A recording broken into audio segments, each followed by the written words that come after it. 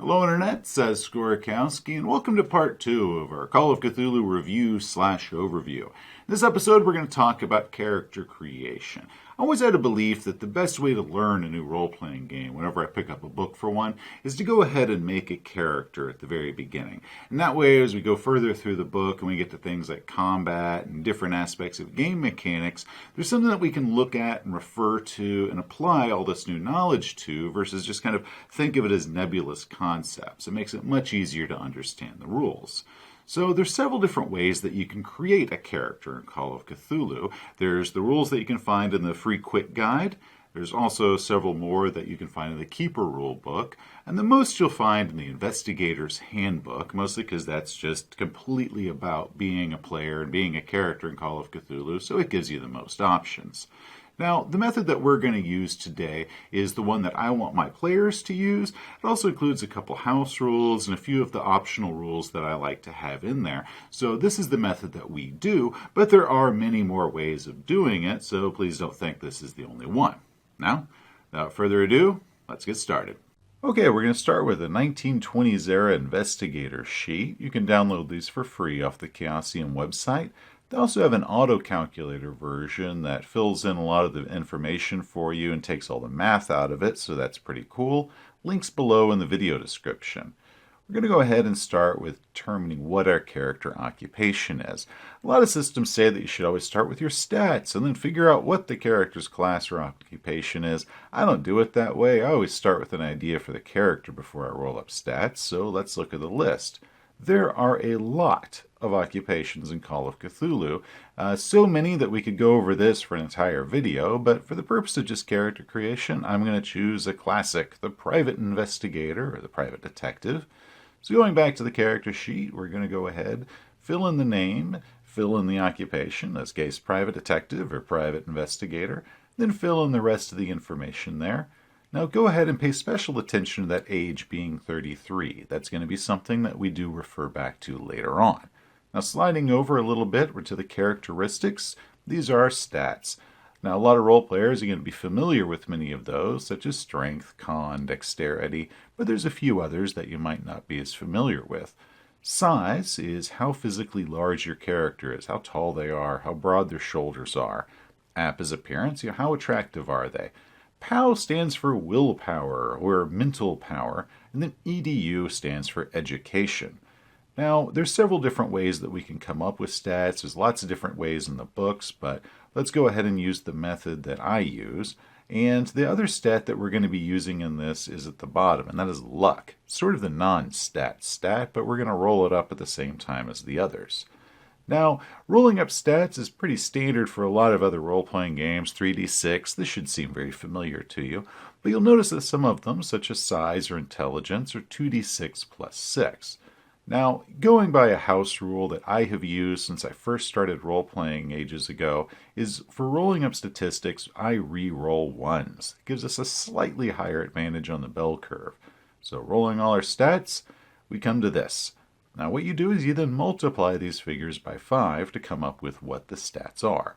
Now there is an optional rule that I go by, that at this point, the player can then roll a d10, in this case we get a 7, and then whatever points come up can be added to any of these stats. So for example, I have an appearance of 85. I can then add that 7 points to that and bring that up to 92, which is above the 90, which would be the normal maximum if I was to have rolled an 18. I'm not going to do that today. Instead, I'm going to split that 7 points up. I'm going to put 5 points under strength, bringing that up to 70. Then I'm going to put 2 points under POW, bringing that up to 52. And now we have our completed stats. Going back to the character sheet, we're just going to go ahead and plug those in. And you'll notice that next to each characteristic are 2 boxes on the right-hand side. These are for what's called your hard and extreme categories. The top section, or what's called hard, is 1/2 of what the statistic is, rounding down. So our strength is 70, we would then make that a 35. Dex goes down to 27, etc. The lower box is what's called extreme, and that is 1/5 of what the full stat amount is, once again rounding down. Go ahead and fill those in there, and when we get onto different skills and mechanics of the game, we'll go a little bit more explanation on those, but for the time being, fill it in with 1/2 and 1/5 values. Now for movement rate, we're just going to check this handy little chart here. You can see that if either your strength or dex is equal to or greater than size, then your movement rate is 8. Well, our strength and our size are both equal, so we've got a movement rate of 8. Next, we'll do hit points. Hit points are calculated by adding your con and size together, so 80 and 70 comes to 150. Divide that total by 10, and that gives us 15. Next, we'll look at sanity. Our starting sanity starts at 52, which is what our POW is. So we go by whatever the POW is, plug that into starting sanity. Now that figure can go up or down depending on how the game goes, but beginning point, 52. Our maximum sanity for most starting characters, unless the game master has some specific backstory in mind, most characters are going to start at 99, which is the maximum. Then we'll go over to magic points. So magic points start at 1/5 of whatever the POW is. We'll go by that extreme value of 10. Next, we're going to return to that age of 33. So if we check this age modifiers chart, we can see that any character between 20 and 39 years old should make a single improvement check for education. How we do that is we roll percentage dice, and we want to roll above our education of 60. So we want to get a 61 to 100. Rolling the dice, we came up to a 33, which is not above 60, so we don't do any improvement in education. Now, had that succeeded, had that dice roll come up 61 to 100, we would then roll a d10. And whatever the result of that roll is, we would then add to our education, bringing it up anywhere from 61 to 70. That would have been really handy for when we get to skills in just a second. Now, before we leave this top section, we're going to go ahead and fill in the character portrait here. I'm going to go ahead and choose this completely random picture off of the internet. And probably not quite up to the standards of an appearance of 85, but I like it, and that's what I'm going to use for it. Now we're going to go down to the middle section of the front page, and that's Investigator's Skills. There are a lot of skills in Call of Cthulhu, and this isn't even all of them. Some skills that are considered so rare that most players are never going to have them, they didn't even put on this character sheet. Things such as demolitions, or hypnosis, or submachine gun. And for all of those, there's empty boxes that you can fill in, several on the lower right-hand section for any of those skills that aren't listed as standard on the investigator sheet. Now for our normal skills, we're going to start with our Occupational Skills. We'll go back to our Private Investigator class description. Now for occupational skill points, the skill points that we use for these skills, we start with our education and multiply it by 2. It comes to 120. And then go by either our dex or strength, the highest, which for us is strength of 70, multiply that by 2, that comes to 140. Add those together and it gives us 260 skill points for our occupational skills. Now the skills in question are down at the bottom. So you can see art, craft, photography, disguise, law, library use, etc. Now we get to choose one interpersonal skill, and we get to choose between charm, fast talk, intimidate, or persuade. I'm going to go ahead and choose Persuade here. And then we get to have one personal specialty era skill, which means we get to choose anything we want off the character sheet, as long as it's something that helps us be a better private investigator. It gives a few examples, such as computer use for a modern character, locksmith, fighting as in melee fighting, or firearm. I'm going to go ahead and choose fighting. I'm going to use that for our brawl. Now what this does is this gives us 8 skills, plus credit. Credit isn't listed here, but every character has a credit. So we have 9 categories that we need to spread out all of our skill points between. Now because I'm going to be doing this one what I call fast and dirty, what I'll do is I'll take that 260 skill points that we have, divide that by 9, and that gives us 28 with 8 points remaining. And I'm just going to go ahead and add 28 points to all of the skills. So I'll go ahead and plug that in.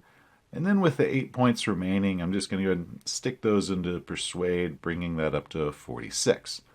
Now you'll notice that all of these skills are higher than 28. And that's because they actually all start with a few points in them already, such as Art, Craft, and Photography started at 5, while Brawl Melee started at 25.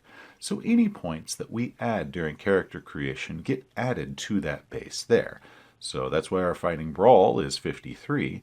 And our credit rating is only 28 because that starts at 0. Now go ahead and fill in the 1/2 and 1/5 values. Just get that out of the way. Now, one thing I want to mention is if a player is looking at their occupational skills and they think, there is no reason I can come up with why I would have this particular skill as one of my occupational skills, as long as they speak to their keeper beforehand and they both decide on it, any skill can be substituted here if it seems to make more sense, such as if our detective looked at it and they said, I can't think of why I would have photography, I would probably have drive auto instead. If a keeper agrees to that, that's completely fine to substitute one of these to make the character more personal. The important part is that for occupational skills, we have 8 skills plus credit. So any of these can be substituted as long as we keep the 8 plus credit, and that's perfectly fine, just as long as you talk to your keeper about it beforehand. And next thing we'll do is under dodge. That starts at 1/2 of dex. It doesn't come with a standard figure. So I'll go ahead and fill in 1/2 of our dex score there. And then language own, in this case English, comes to whatever your education is, in our case 60. So I'm going to go ahead and fill that in. Now we're going to choose the rest of the skills, which is what's called personal interest skills. This is our intelligence times 2. So 75 by 2 comes to 150 skill points. We can put these skill points anywhere we want on the character sheet, either in skills that we already have or skills that we would like to have. Now this is where a few dangerous things could happen. There is a temptation to maybe pump all of those points into one particular skill, making our character the best in the world at something. However, that can run the serious risk of turning him into what you call a one-trick pony, meaning that they're the best in the world at something that they neglected everything else. There is an optional rule in the Call of Cthulhu rulebook that I agree with, that you shouldn't have any starting skills start above 75. That way it kind of keeps them a little bit more diverse. Now the other temptation is to take those 150 skill points and spread them out among all the skills. 30 skills, that comes to 5 points each, which really doesn't help any of them. So what we're going to do, just because we're making this for examples, and I like to do what's called fast and dirty, I'm going to choose 5 skills. I'm going to take that 150 points, divide that by 5, and put 30 points under each of these 5 skills, and voila. Now before we go on, some interesting things have happened. If you notice, our firearm handgun is now at 50. There is an optional rule in the Investigator's Guide called Transferable Skills, meaning that skills that are in the same category do have some relationship between each other. And once one of them, the first one of them, breaks the 50-point mark, that means that all of the other skills in that category gain a plus 10 to them, as long as it doesn't put them themselves above 50. So it's up to 10 points as long as they don't go above that. Now a rifle shotgun that starts at a base of 25, once you add 10 points to that because our handgun is so good, brings that up to 35. Now, any of the other firearm skills, if I was to fill that in that blank space beneath, submachine gun or heavy weapons, those also get a plus 10 to them, but we're not going to fill that in right now because we don't know what the future is going to bring for our character. Now the same thing happens with our fighting skills, and our brawl is at 53. So if I was to fill in any of those other categories beneath it, such as sword or axe, those all start with a 10% bonus now, once again, as long as it doesn't bring them above 50 with that 10% bonus. Now, this is something that is optional, but I think is very useful, and a lot of people seem to forget it. Now, going on to the bottom section of the character sheet is where we get into weapons and combat. Starting over on the right-hand side with combat, we'll need to calculate what our damage bonus and build are. So to check this handy little chart, what we'll do is we'll add our size and strength together. It comes to 140 points. And under that, that comes to a 1d4 damage bonus and a build of +1. So go ahead and fill those in. Now, we'll go into what these are in just a second, but the build we'll talk about in the future video about combat. And this is just something that's used for combat maneuvers. We just need to fill it in now. Dodge is the same as our dodge skill, so we'll go ahead and fill that in. They just decided to put it in 2 spaces on the front of the character sheet. I really don't know why. I think that's kind of strange, but I didn't make it. Now we'll go over to weapons on the left-hand side. It starts with unarmed combat already mostly filled in, so we'll fill everything in based off of our skill level with hard and extreme categories as well. Damage for it is 1d3 plus dB. dB stands for damage bonus, which we just figured out is a plus 1d4. That means if our character was to punch, kick, headbutt, or slam someone into a wall, it'll do 1d3 plus 1d4 damage for those attacks. Now let's go ahead and give him some weapons. Start with a switchblade. This also goes by our brawling skill, so fill that in, same stats as before. The damage for a switchblade is a 1d4 plus db, so which means our switchblade in the hands of this character does 2d4 points of damage. Now in a later video we'll get into things such as impaling strikes and ways in which this can do a lot more damage, but for the time being we'll just set it up at what the base amounts are. Next we'll choose a handgun for him. We'll do a 1911-45, which uses our handgun skill, so fill all the information off of the skill level there. Then fill in whatever the damage and range and attacks are for a 1911-45. Once again, we'll go more into this when we go into combat. For the time being, we're just putting the information there as we find it in the rulebook, and we'll explain what all this means later on. This is it for the front half of the character sheet. Looking pretty good so far. Now let's go to the back half. Like the front, we can divide this into 3 sections, which is nice for this video, so we'll start with the topmost, the backstory. Now, in a lot of role-playing games, characters' backstory isn't something that's critical for the game. It's just kind of interesting and fun, but in Call of Cthulhu, this is actually a very essential part of the game that will be referenced very regularly. So we'll go ahead and start filling everything in, so just a personal description about ourselves, followed by ideology, beliefs. What does our character believe? Now you'll notice that I'm using it all in the first person. I am handsome and tall. I like to wear expensive clothing. Call of Cthulhu suggests that you go ahead and fill everything in here in the first person. That way it makes it feel a little bit more personal and makes the player feel more like this is a person that they're playing. For significant people, it doesn't matter if they're living or dead, but you will need to name them. You can't just say that your wife is the most important person in your life. No, you need to say who they are. Give us a little bit of information about them because, once again, this is going to be important later on. Next, we'll do meaningful locations, what our most treasured possession is. Then we'll get up to character traits. What sort of person are they? Are they honest? Are they greedy? Are they a gambling addict, etc.? And the next 4 sections are kind of optional when you're starting with a first-time character. Injuries and scars, phobias, manias, arcane tomes, encounters with strange entities. Most characters are not going to have anything here unless the game master has a specific backstory involved. This character, we go ahead and fill in an injury, a scar. I'm going to give him a shrapnel scar on his left thigh that he may have got in the Great War. Now, before we leave this section, we'll need to choose one of these categories that's considered our key backstory connection. Which of these is the most important to our character? This one I'm going to go ahead and say it's his treasured possession of a silver cross that he got from his mother. I'm going to go ahead and mark that with some asterisks. That way I can always remember that this is my key backstory connection. Now what this means is whenever we're trying to recover sanity later on in the game, this item, if I use this item in order to help me gain my sanity back, it will gain me some bonus. So this is a very important thing that a player will need to fill out and give a little bit of thought to. Now that does it for the top half. Let's get to the middle section, which is where we get to gear and assets and that sort of thing. Now, in order to figure out how much money we have, we go by the credit rating, which we filled out earlier, and we filled that out at 28. So checking this handy little chart, we can see that for a 1920s Era Investigator, we fall into the average category since our credit rating is between 10 and 49. Now we can see our cash is going to be whatever our credit rating is times 2. Assets is our credit rating times 50, and our spending level is $10 a day. So let's go ahead and fill this in. Now for spending level, in this case $10 a day. What spending level means is this is money that our character can spend per day and we don't have to do any accounting for. Which means this is to cover things like small purchases, such as getting cab fare, maybe getting a few meals, nothing that's any big deal. But as long as our character does not spend more than $10 in any day, we don't have to worry about keeping track of the money. Now, this is something that's just to help speed the game along. That way we're not getting bogged down and nickel and diming our characters every single time they go to the store to pick up a pack of smokes or whatever.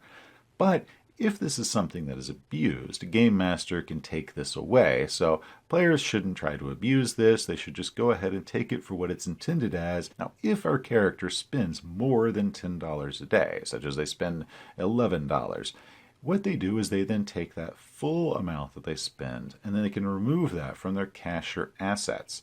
So the spending level is all or none.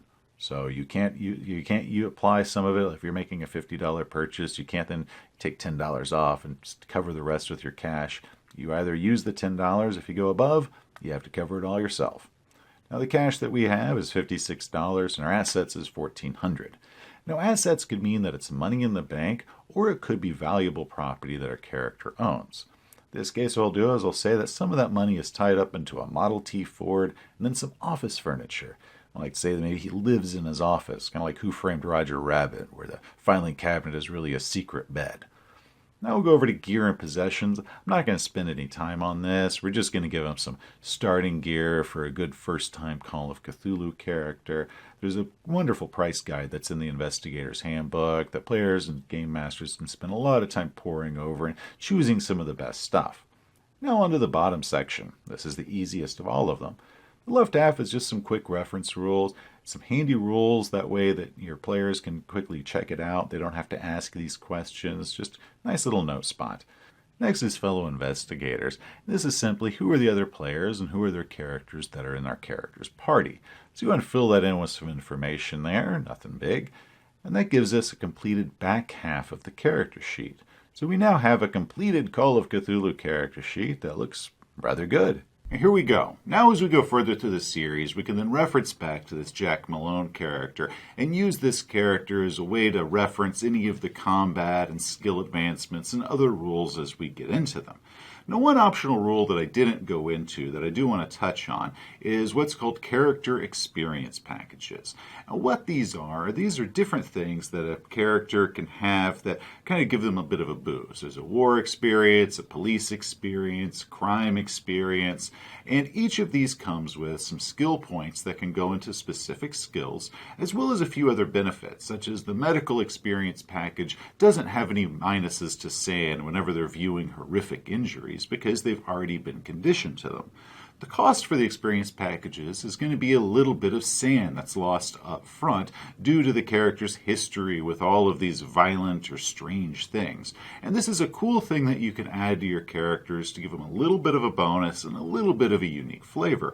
However, I wouldn't recommend this for a first-time keeper to have for their players to do. There's already so much that they want to do, and there's so many rules that they have to cover that I consider the experience packages something more for, a second character. Once the players have gotten used to it, once the keeper's gotten used to the game.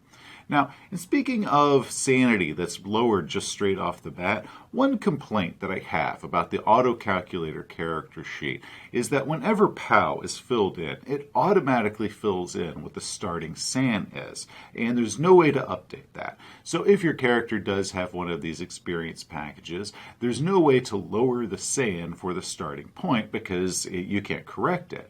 Also, as the game goes on, I don't like to just keep that be starting SAN. I like to have my players write what their actual sanity is, and we use that spot for it. So we use like a little bit of white correction tape, cover that up. My players just pencil in whatever their SAN is. So just letting you know that that is a small hurdle that you have to do. Another thing with the auto-calculator sheet is whenever we have these and we're filling them out, my players don't actually write what their skill levels are as we go through that on the auto-calculator. On the computer, we then print out the character sheet and they fill that in. That way they can erase and update and change that. I do have one player that actually updates that on the computer and he prints up a new character sheet every single game. It works for him, and if that works for you, then great, but you don't have to do it that way. I just recommend you do a mixture of pencil and do the auto-calculator to get some more of the more permanent things on there that you don't have to update all the time. One other thing that I want to mention is backup characters. A lot of players, when they are playing the game, it should have a backup character because it can be very easy to become incapacitated or killed in Call of Cthulhu. And that way, if something does happen in the middle of a session, player can pull out this extra character sheet and we can quickly try to work them in so that way that player can stay in the game and everyone keep having a good time. What I tell my players to do when they're doing their backup characters is get 15 of the skill points from that personal interest pool for the one that we created that was that 150 points we could put anywhere. Tell them to keep 15 points unallotted. Just put it on a note on the character sheet that those points haven't been spent yet. And that way, when it comes time to activate that character, we can then put those points in any particular skills that the group is either needing, either as a reason why they're there, or just something that they need. Such as, well, at this point in the game, we didn't know that when we made the backup character, all of you were archaeologists. So it's like, oh, well, I've got 15 points in archaeology, so now that makes sense why I'm with you. Or, man, the group really needs somebody that speaks a little bit of ancient Egyptian. Like, well, I can speak 15 points worth of ancient Egyptian. And it makes the character much more personalized for the game itself. And it's much better just to go ahead and keep those points free and then allot them at the time that the character is activated, than have to activate the character and go, wait, let me erase these points and move these points around in order to customize it. And that becomes a bit of a hassle. So say, keep 15 points free. If we don't need them for anything in particular when we start this character off, just stick them wherever you want and we'll move forward. But it keeps the game moving much smoother, and I really do recommend that. Well, that is it for this episode. Our next episode is going to cover different things that keepers and players should take in mind when they're building a Call of Cthulhu group, the group of characters, that is, and a way that it kind of works well into the story and keeps everyone engaged, and kind of an excuse is why these random people are all involved together and why they're going to stick together from adventure to adventure. So, until next time, have a great day. Hey, thanks for watching. If you enjoyed the video, please give it a like. If you want to see some more videos in this series or any of our other game reviews, just hit that subscribe button. And if you have any questions about anything you want clarified that we covered in this episode, or any requests for us to hit on anything in another episode, just hit us up in the comments below. Until next time, players, you have a great day. You know, I don't mind you giving me an 85 attractive. I mean, I am pretty. But 33 years old? Really? You ain't fooling nobody.